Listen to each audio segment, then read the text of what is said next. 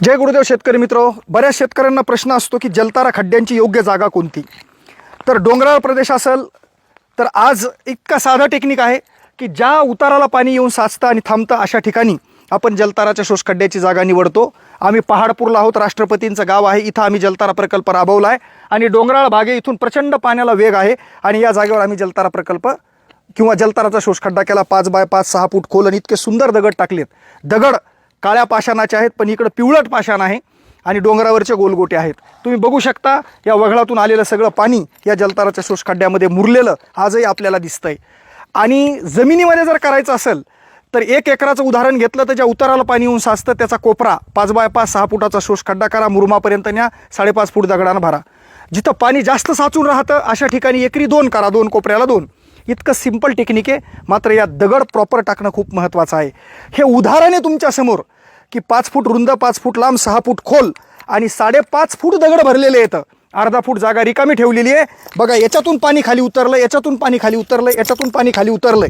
यासाठी अशा पद्धतीचं रचना आणि स्ट्रक्चर हे जलताराच्या खड्ड्याचं आहे। आता बऱ्याच शेतकऱ्यांना वाटतं की मग याच्यावर वरतून मुरुम टाकायचा का माती टाकायचा का? अजिबात नाही। माती आणि मुरुम टाकला तर पाणी हे वरतूनच वाहून जाईल, काही प्रमाणामध्ये मुरल पण त्याला ती गती नसते मुरण्यासाठी।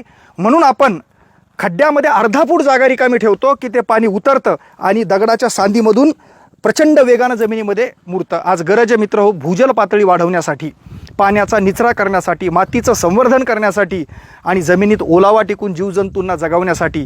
आणि हे सगळं एकच जलताराचा शोषखड्डा शेतकऱ्यांना परिणाम देतं।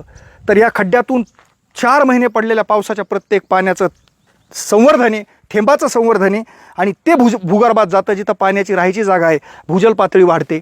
अतिवृष्टीमध्ये कित्येक दिवस साचून राहिलेला पाण्याचा निचरा ताबडतोब होतो, वाहून जाणारी माती त्याच क्षेत्रात थांबते, पिकं संरक्षित होतात, जमिनीमध्ये वापसा होते आणि वापसामुळं निचरा झाल्यामुळं पिकांची ग्रोथ चांगल्या पद्धतीनं होते। आणि हा निचरा जमिनीची धूप थांबवून पाणी जमिनीत जात असताना खालून ओलावा निर्माण करतो, ज्या जमिनीच्या अंतर्गत ओलाव्यामध्ये जमिनीमध्ये आणि मातीमध्ये जीवाणूची संख्या वाढते, जे अन्नद्रव्य निर्माण करतात आणि तुमच्या खताचा खर्च कमी करून पिकांना नैसर्गिक दर्जा, चव, उत्पादन क्षमता वाढीवर काम करतात।